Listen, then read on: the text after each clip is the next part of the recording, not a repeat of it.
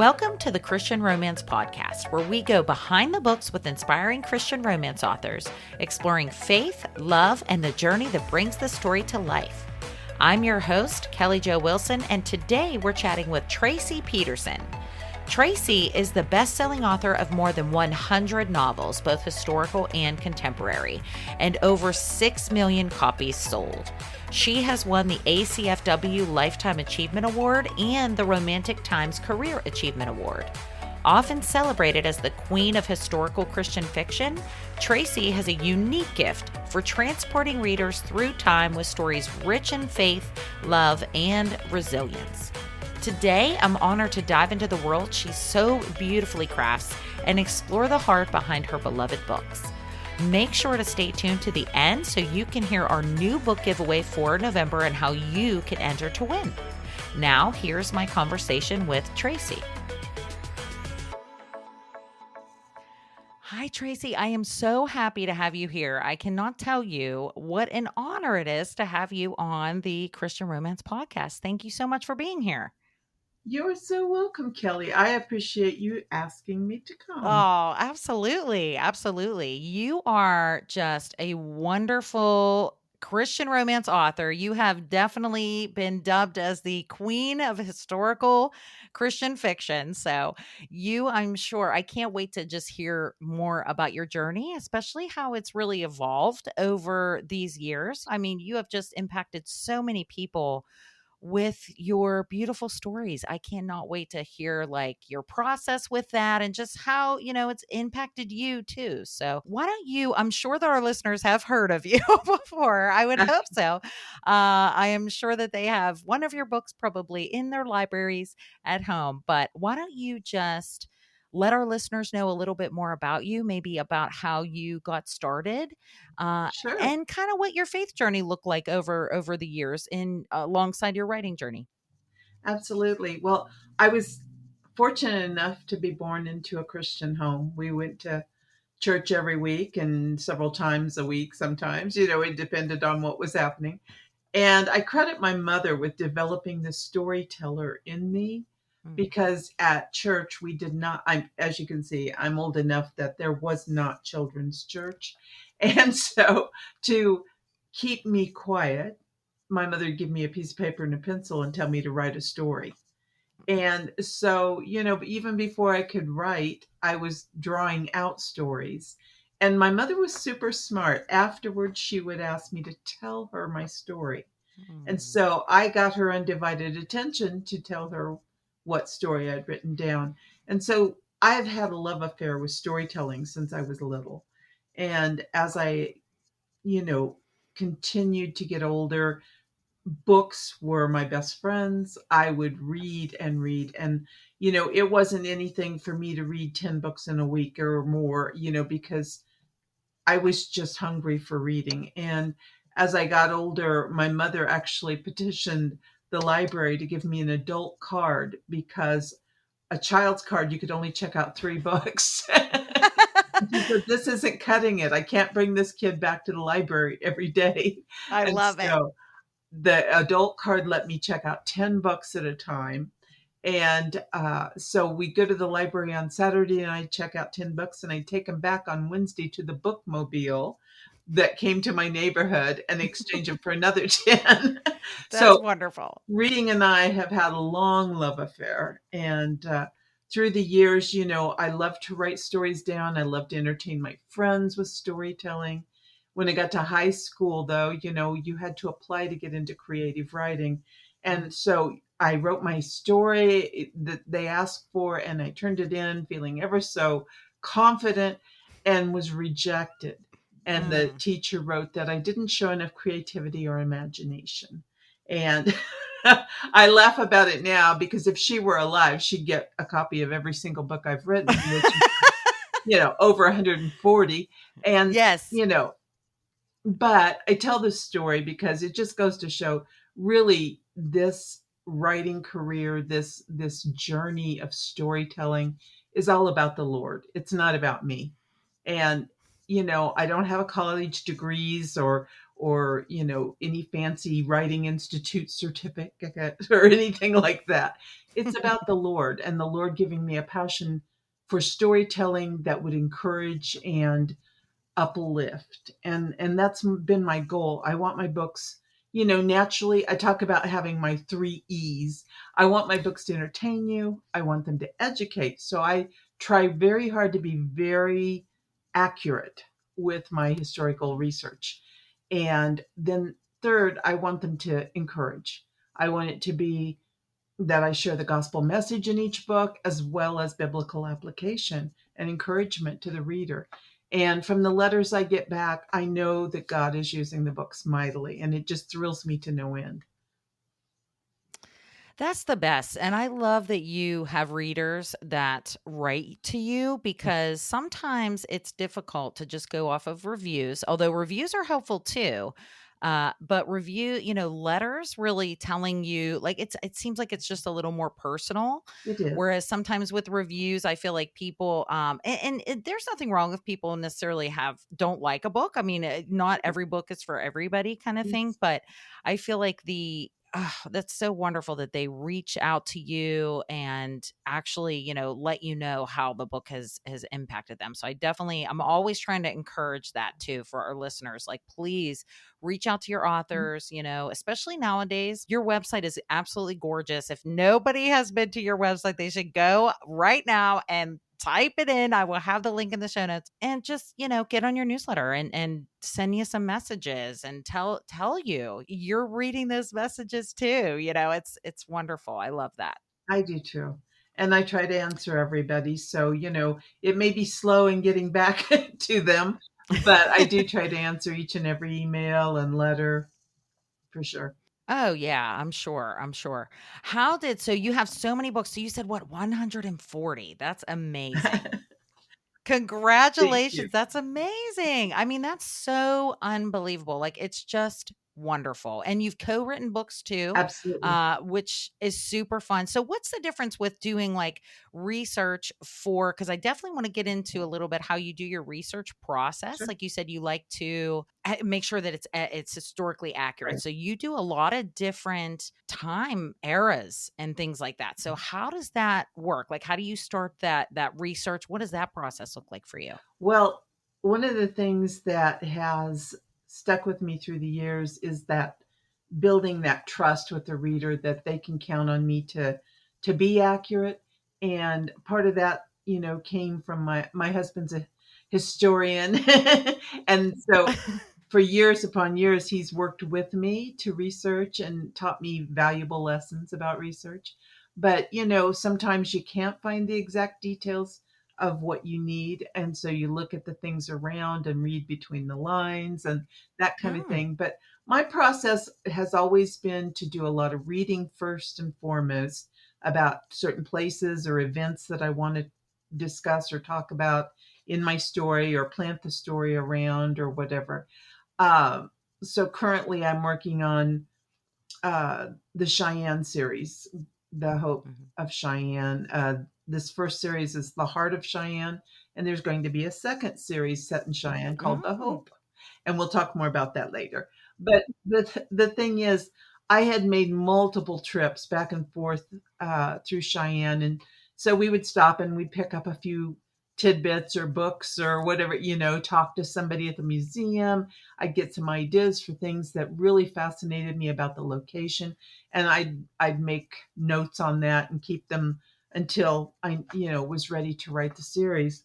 And for me, it's really important to get into like local diaries and journals, mhm. newspaper accounts. We all know the fake news thing that happens now. It happened then too. There was all sorts of stories that you would see in the newspaper, and so a lot of times then that'll take me on a rabbit trail to go look up and see, now did this really happen this way? And a lot of times, of course, it didn't, and there was just drama and excitement to promote the paper, that kind of thing. But it's neat to touch base with a contemporary of the time that you're writing about. And so that's why the diaries and the newspapers, the journals, that kind of thing can be so helpful. And it just gives a flavor and an attitude and atmosphere for the setting. And I want my settings to kind of be a secondary character. And so the research needs to be as accurate as possible. Now, it doesn't mean I won't make mistakes. And when I do, my readers love to point it out. And I don't mind. I would rather somebody, get in touch with me about something they think is wrong. I've had people who've come down on me pretty hard, Mm. and then in turn I've been able to show them that what I had written had actually happened or was actually true to the area or whatever. And usually they're very gracious in returning back to me then and saying, I had no idea. I'm so sorry that I got upset. Oh, that's cool.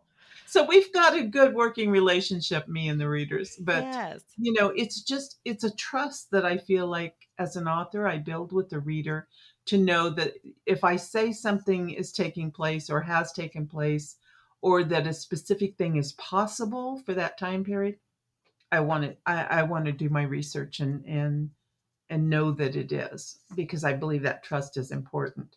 And then, I want for the books to contain certain spiritual messages and overtones. I want to share the gospel. So, as I'm writing, I'm also doing in-depth Bible studies and research for various things that I want to share my characters experiencing and going through. Because I think those things, like I've said before, this is a ministry for me. This is my mission field. And these books I want to send out to reach others for God. I want to be able to encourage a person who's going through a really bad time. Mm. I've had some just amazing letters from readers who've shown me that God has used the books in so many marvelous ways that I just want that trust to be there, and I want to be faithful to what God's called me to do.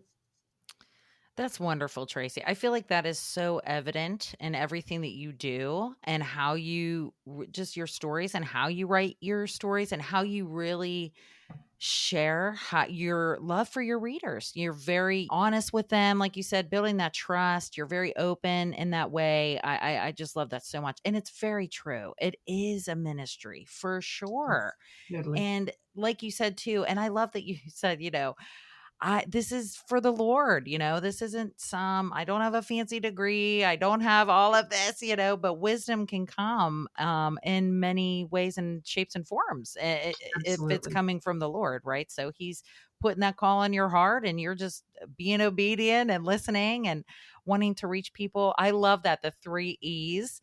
The entertain, educate, and encourage. I think that that's so wonderful. What a wonderful goal to have, and I'm sure I will tell you that you certainly do that. So it's definitely Goal met. achievable. Yes, yes.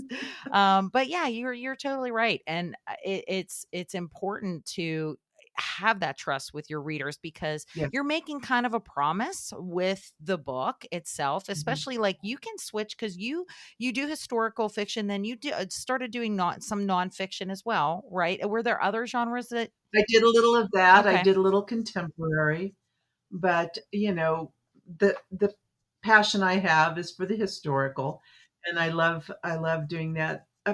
Partly because I think there's a lot of really neat and interesting historical things that have happened that never get Oh, told, yeah.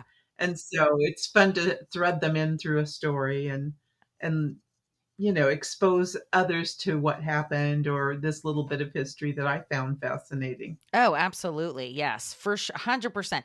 I love that you said that there's like fake news, even like back in the day. Like, that's crazy. Can you think of anything, not to put you on the spot, Oh, but can you think of anything that was absolutely. like you found that What was not real? Like it didn't happen? Oh, yeah.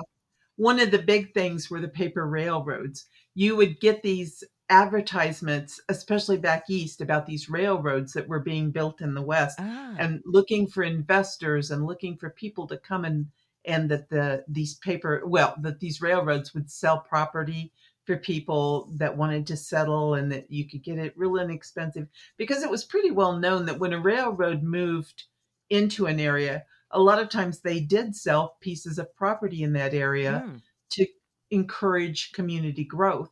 because, they needed their whistle stops where they could get the water and fuel and stuff. So they wanted people to settle these little towns and whatnot. But there were so many that were faked, and these Mm, were just like, investment schemes and mm, things like that, and people would buy into that. But the they'd be in the newspapers, these big newspaper uh stories sometimes, or advertisements about, yeah, they're building a railroad here, and you want to get in on the ground level here, and you want to buy proper, or they're selling property for $1 a lot or whatever. oh my It's goodness. just these crazy, crazy schemes. So that's one of the big things that jumps out at me that I remember so much. Yes, I can imagine. And how do you, so once you realize it's fake, like what points it out to you that it's fake? Is it like once you go kind of searching online, or is Sure. it more like the diaries, like you said, like finding a lot of the different testimonies maybe of people during that time? Is that kind of what you end up finding? My historian husband taught me the historian's rule of three.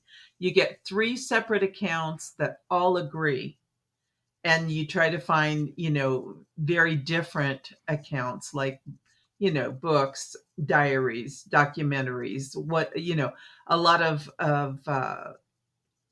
local places have a local history written and that kind of thing. So you compare all of these, and if it's not there, or if it's drastically different, then you might have to dig a little further to see what had actually happened. I remember I was doing research on my Ladies of the Lake series, Mm. and they were talking about, there was a canal built there to give the city of Duluth access to Lake Superior. And they were talking about how it was something that, the little community, I can't think of the name.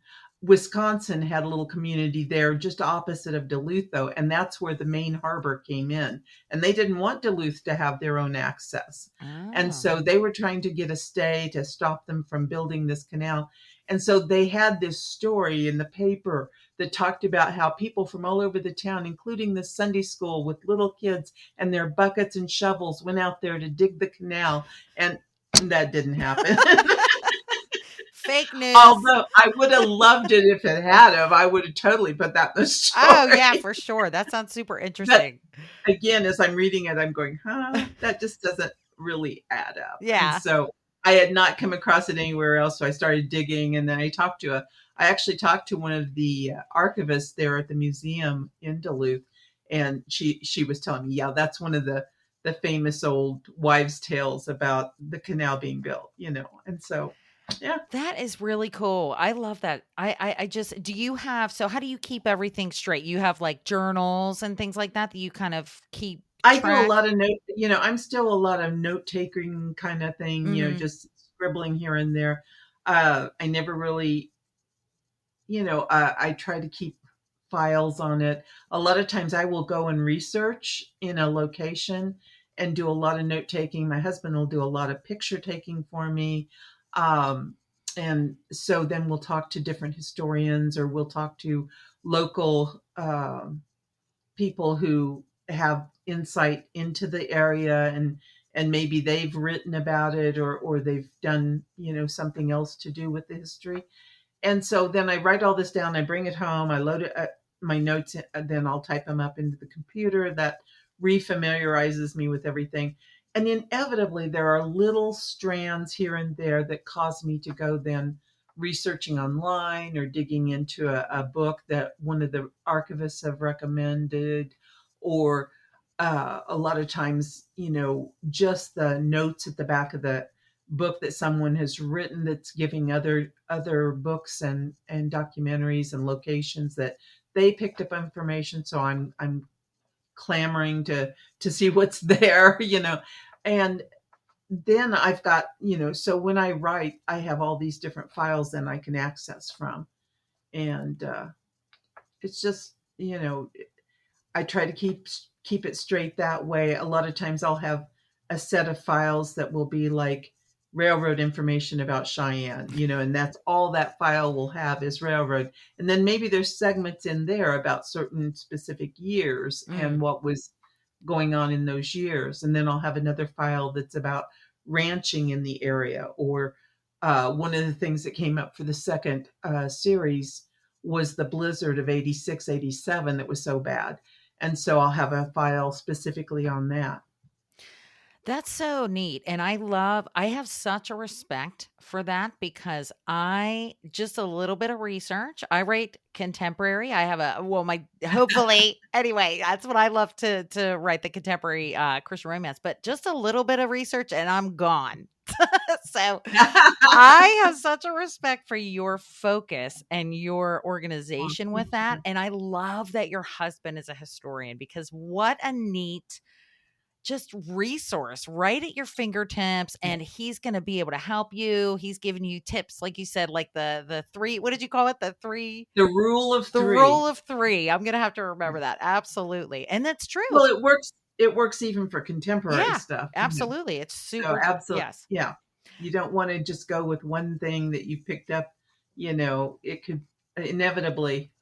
I've experienced this before. It can be very wrong. Yeah, for So you sure. want to be careful. Even in like a digital world today, there's Mhm. so many things now, especially with AI, that can create these things that Absolutely. look so amazing. Like even these pictures that you'll see that a lot of times look so real until you look at the hands and Yeah. you're like, wait a minute. Well, that's a very good point. I used to joke about it when I teach about historical research that, you can put anything on the internet. You could have a website where you said that Abraham Lincoln was killed with a bazooka. Hmm. I mean, it could be there, and that would stand out to you and go, "Oh, I don't think that's quite what." But if I said that he was killed with a Colt revolver, that would still be wrong. It Hmm. was a Derringer. And so, all these things you can put on the internet, but you really need to back them up with other sources that have nothing to do with the internet. Yes, yes, absolutely. It's so fun. I bet. So, do you ever like do interview? Like you said, you meet up with local historians and like the museums. How is that to like approach them? Do you just kind of go up and ask them, like, hey, I'm writing a book. I'd like to interview you, or how does that kind of work? That, or I give them a call, I will talk and I will ask, like, I'm sometimes meeting with people at the museums or whatever, and I'll say, "Do you have somebody in town who's just, you know, really good at this time period, or knows everything about this area in, this time period," and that kind of thing. And inevitably, they know them because they're there at the museum all the time, or they're going back and forth to the archives or something, and they will connect you with other people. Historians love to tell what they know. Archivists Oh, love that the knowledge that they have and the insight that they can give, they're happy to share. And so I have never had any trouble getting information from people because, they have a passion for that and usually are more than happy to share. oh, that's wonderful. And I love that. Isn't that so amazing to see like whenever people are like, "No, I'm Yeah. let's do it." They're all excited, especially now, how well known you are. You're like, "Oh, this is going to be featured in a book," and that's just so neat. I just love it so much. Especially because you during this whole process, right? So all of this, like you said, and everything it's for the Lord, right? So in this whole process, you get the idea. What does it look like when you're like co-creating with God essentially? So like you're having some ideas and then you just kind of start writing, and then is he kind of giving you certain ideas, or like your heart is pressed on Sure. certain themes, How does that look like? I totally believe he does. Each book, before it ever gets conceived or started or anything, has a lot of prayer over it. Mm. And I have quite a few people that I call my prayer team who are always praying about my writing, praying for me to have insight and wisdom and to be able to find the research and things that I need. But as I start to get an inkling of an idea of something I want to do, and I start making little notes here and there, of course I start praying on it and I ask God specifically what he wants me to show in this story, and what is it that I can encourage other believers or people who are feeling lost in just in despair or whatever. What can I show and how can I do it? I don't want to preach to people. I just want it to come naturally through the flow of the story and the characters.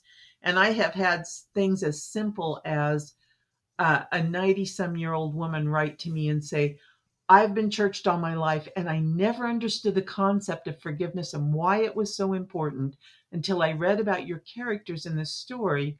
And the one character was talking about how liberating it was to give that over to God. And Mm. she said, when I started thinking of forgiveness in that aspect, she says, it wasn't hard to forgive anymore. Aw. And so I love that. Here she'd been churched for 90 years and just couldn't quite grasp the concept of the importance. Yeah, well, I know I'm supposed to forgive. God wants me to forgive. I'm going to forgive. But why is it helpful? Why is it important?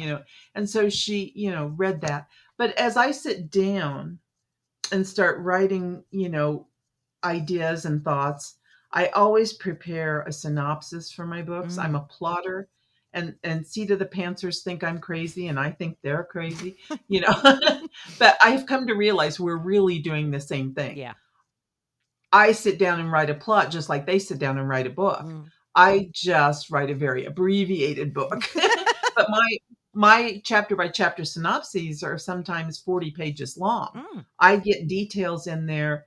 Sometimes there might be even a quip of a conversation that I'll make notes of because I know I'll forget it later. Yes.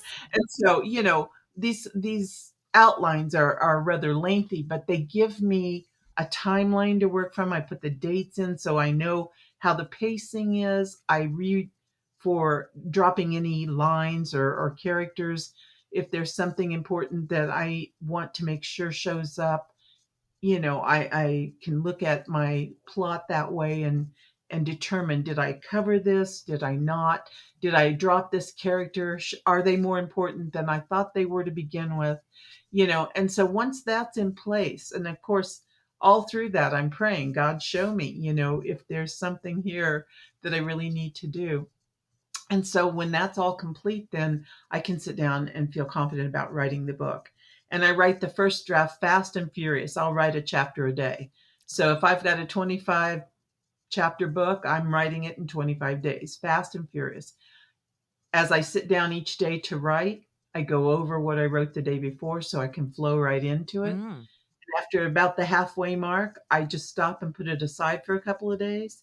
And then I come back and I'll read from start to where I left off and then pick up and write the second half and do the same thing so that, I can maintain that continuity, make sure that the pacing is good, that there's nothing more annoying.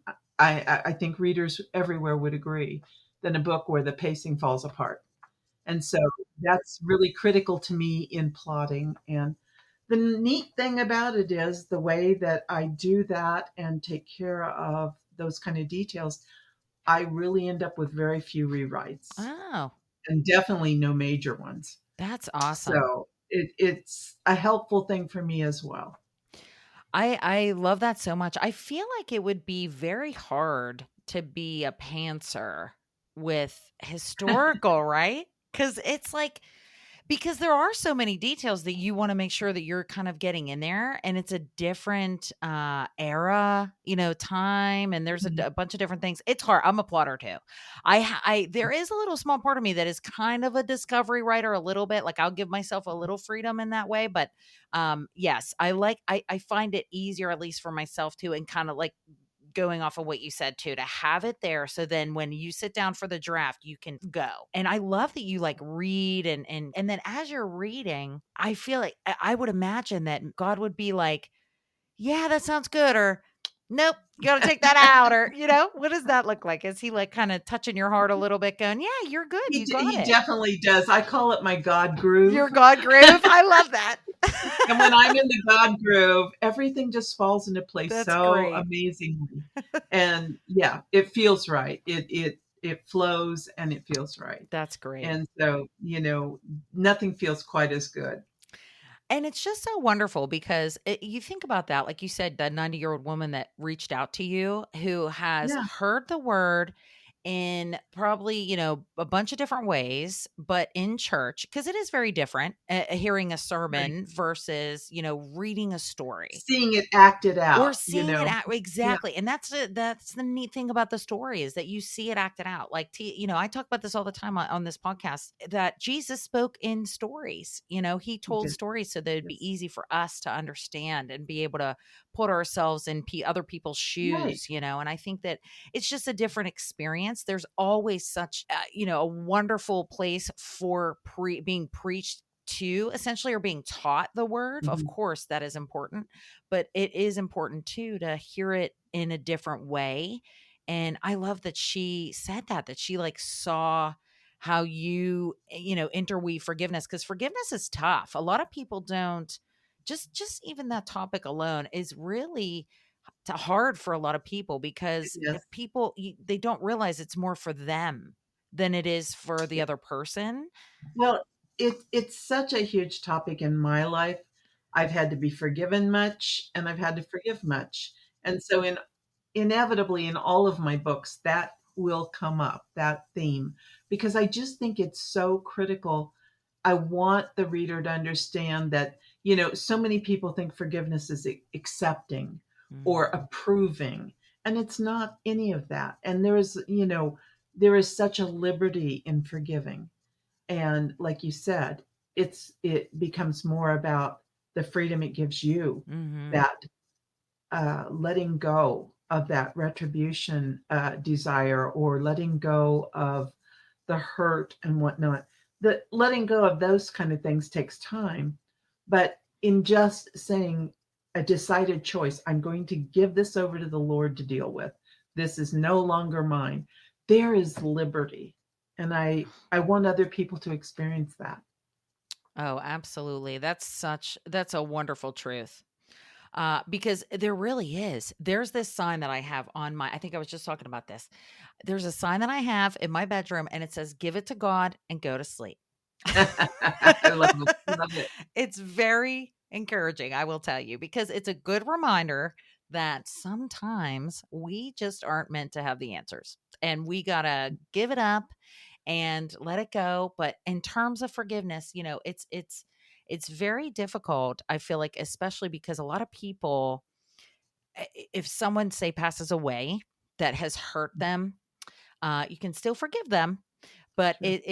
there's like a guilt there, like there's like a guilt on their heart about that. What would Sometimes, yes. what would you say, like, for that? Because your characters have really experienced a lot of hardships, a lot of different heartaches like this, the forgiveness issues, guilt Mhm. issues, different, fears and things like that. What would you say would be encouraging about that piece, like that side of their forgiveness, like the guilt if somebody has passed away? Well, definitely it happens all the time, and I mean, I have heard people say, "No, you don't understand what he did or she did. Yeah. I can't forgive." And I have sat and helped with counseling people that have gone Mm, through horrific things like that. And again, it's all about your relationship with the Lord. He's the one that's going to heal that place in your heart. He's the one that's going to give you the ability to forgive and let go. And the thing is, people are often misquoting the verse about, they say God won't give you anything more than you can handle. That's not what the mm, Bible says. I can't handle dying, but God mhm. can. He's not going to give you anything more than he can handle.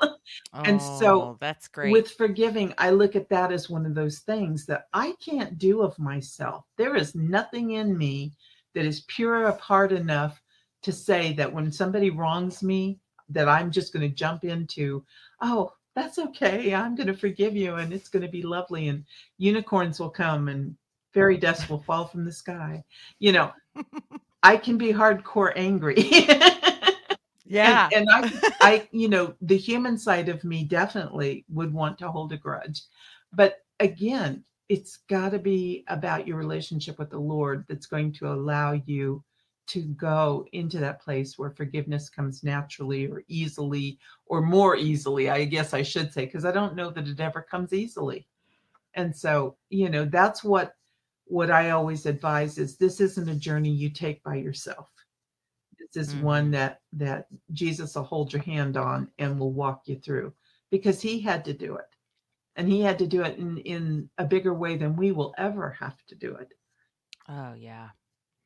Absolutely. What wonderful advice and encouragements there for real, because that is very, very true. And it's so funny that you said that about the God won't give you more than you can handle, because it really isn't true.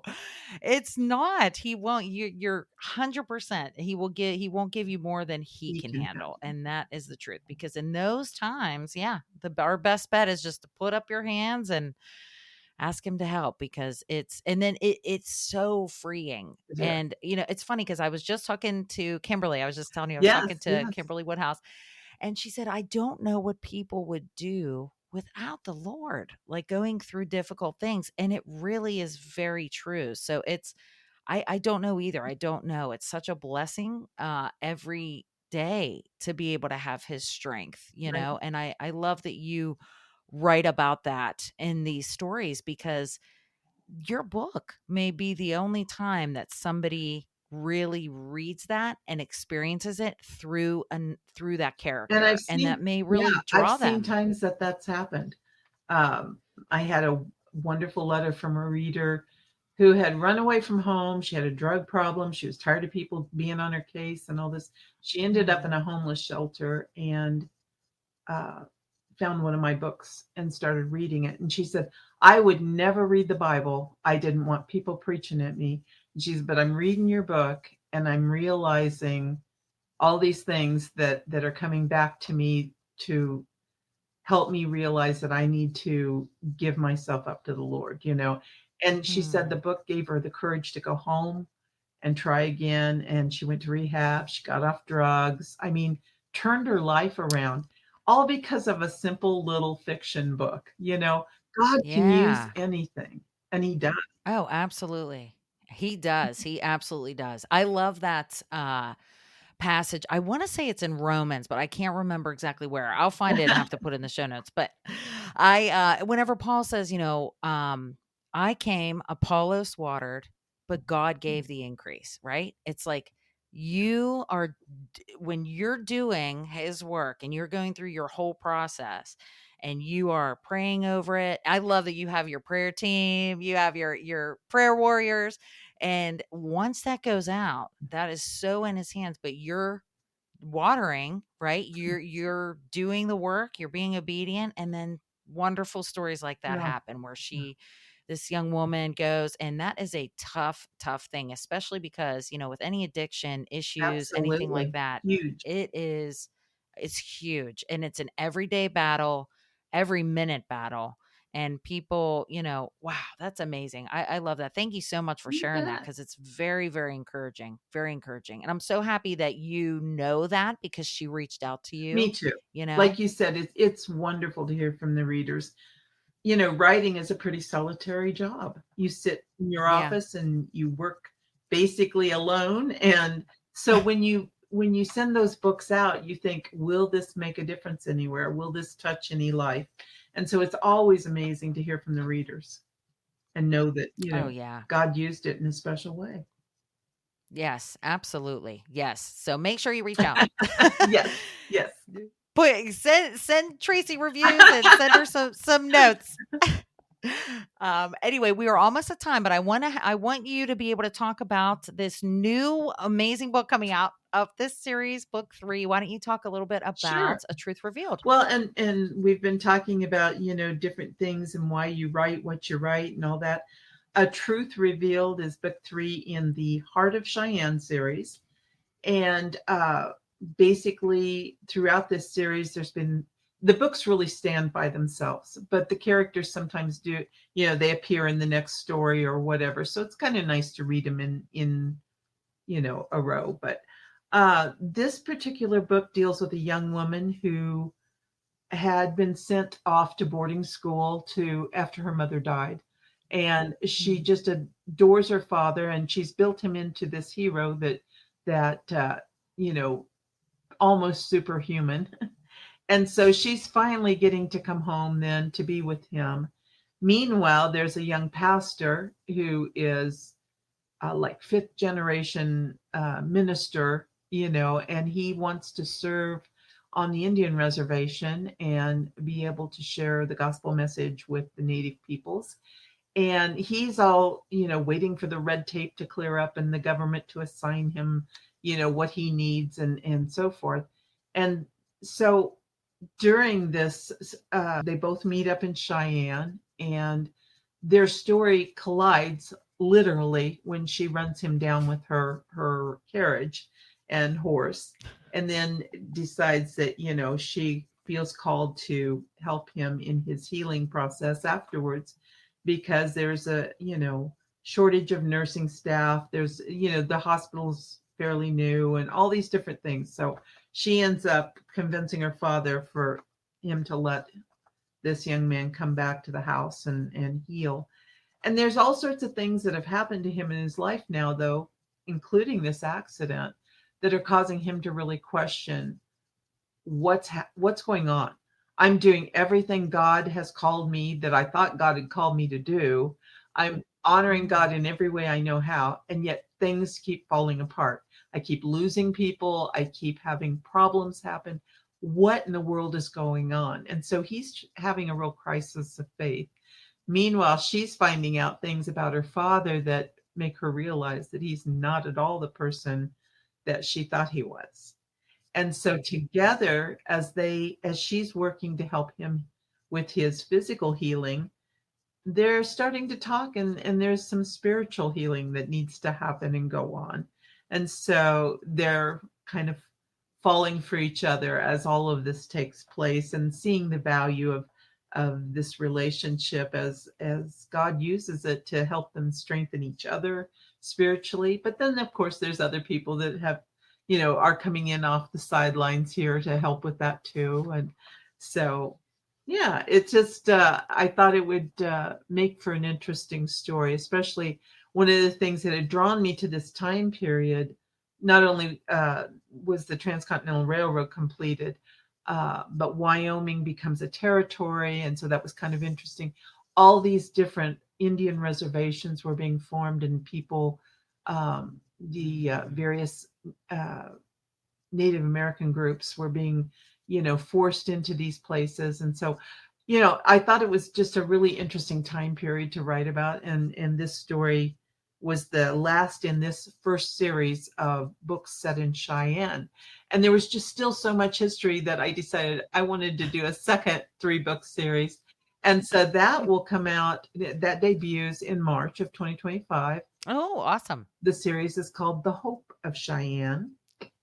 And so I hope the readers will enjoy that one as well. And a few of the characters, it's set 20 years later when statehood is on the horizon. And there's some characters that'll do cameos in from the first series in the second series. So it'll be fun. That's very fun. I was going to ask you that too, because once you do the research for everything, it's probably like once the one book, it's like, oh no, this has to be a series, and then you're like, Exactly. no, I need more than that, which, so I love so much that you're doing another series in this, because what a neat time period. And It the is. characters already, I'm on book 1. So like the characters already are very interesting, and there's just interesting things that they have to face in that setting. Sure. And I love that you said earlier that you like your setting. It's like a secondary character. It It really is. is, Yeah. because this isn't, they have problems that we just would never know, right? Because Exactly. it's Exactly. so, in the past, or we've either overcome it now. Not, I mean, there's parallels, right? There's different parallel, like we were Yes. just talking about the internet and things like that, Mhm. or parallel. But yeah, it really is. And it's such a neat way to put it. Like it's a secondary character, because you really have to you want to set up the reader to be really enthralled in your Right. world, right? To really Right. experience it. You want to draw them in. Yes, for sure, for sure. You certainly do, and I Oh, love that, and it very much is too. They're just wonderful. You're just wonderful, Tracie, at what you do. you are You're so very, sweet. really though. I think it's more of kind of an objective observation. You are very, you take time. You just everything that you write, you can tell is really for your readers. And I just love your style of writing personally too. Thank you. It's, Thank you, Kelly. yes, it's quick. It's like punchy. You're like in it right away. I mean, I was like one page in and I'm like, oh, I gotta see, like the pastor was like not great. And I'm like, I gotta see what happens with him. What is he pushing her for? I was like getting so into it, like right away. And I really felt like I was there, personally. It was very much and subtle. You work so well with like subtle details and different things just to really remind you that you're back in this time when it was really hard. I mean, especially for women. Definitely hard. Yeah. I mean, I used to women. think how romantic. Oh, wouldn't it be wonderful to wear long dresses and all that? Yeah. But then you start doing research and find out that with all the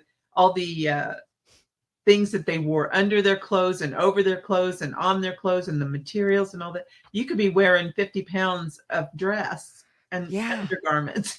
And it's like, that's suddenly not so romantic anymore. It's not so romantic. You're like wearing a comforter. Yes. With like weights.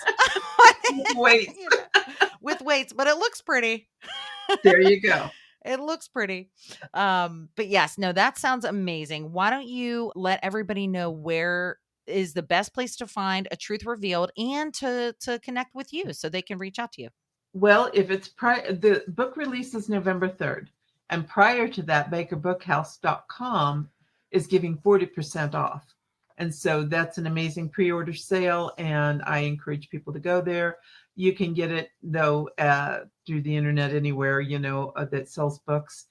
And if you want to write to me or drop me a note or whatever, my website is just traciepeterson.com. And I'm also on Facebook, author Tracie Peterson. So. Awesome. And I will definitely put the links in the show notes for the readers / listeners to go. So it's an easy click. And before we go, Tracie, if you don't mind, I usually like to ask our guests this because I find it so encouraging. And I bet you have a really wonderful verse. I usually ask about if there's a Bible verse that really is kind of your anchor verse throughout your writing journey or just your life journey, or even a verse that you really connected with one of your characters with. Is there one that really spoke to you? I love Ephesians 2:8-9. It is by grace you have been saved through faith, and this is not of yourself. It is a gift of God, not by man, so that no one can boast. Like I said, I have nothing special to offer to say, I'm going to create wonderful stories that you're going to love because I did X, Y, and Z. It's all about the Lord. I know it's by his grace that I am where I am, that I've come through the things I have, and that I can write about some of those and put into my characters some of the tragedies or the problems that I've gone through. It's totally him. That's wonderful. Thank you so much for sharing that, Tracie. And it is certainly true. And I love those verses personally. And I feel like it's just so encouraging, especially because a lot of times people think it is in our own strength that we have to be something before accepting his love or accepting grace and things like that. But grace is that free gift, like you said, that no one can boast. It's a completely free gift that he gives to us through Jesus, and it is wonderful. And without that, we would, I don't know where we'd be. So, me neither. Yes, for sure. Thank you so much for sharing that, Tracie. And just thank you for what you do. You're impacting so many people in just such a lovely way. And I am so excited to read your new book and to hear more even about the Hope of Cheyenne. And once that comes out in March, and I am so happy to have had the opportunity to talk with you today. Thank you so much. You're welcome. And thank you, Kelly. I have very much enjoyed being interviewed by you. Aw, that's wonderful. You're the best. If you enjoyed today's episode, please hit the subscribe button on your favorite podcast app. That way you can stay updated on new episodes, exclusive interviews, and our latest book giveaways. Every month we host a themed book giveaway where you can win a selection of wonderful Christian romance novels and maybe some extra goodies too. This month's theme is Christmas in Love, and it's our biggest giveaway yet. Whether you're listening right as the episode comes out or in the future and you don't want to miss out on the giveaway, no worries. You'll find the link to the current book giveaway on our website, ChristianRomancePodcast.com. Thanks so much for listening. Until next time, keep your faith, share the love, and happy reading.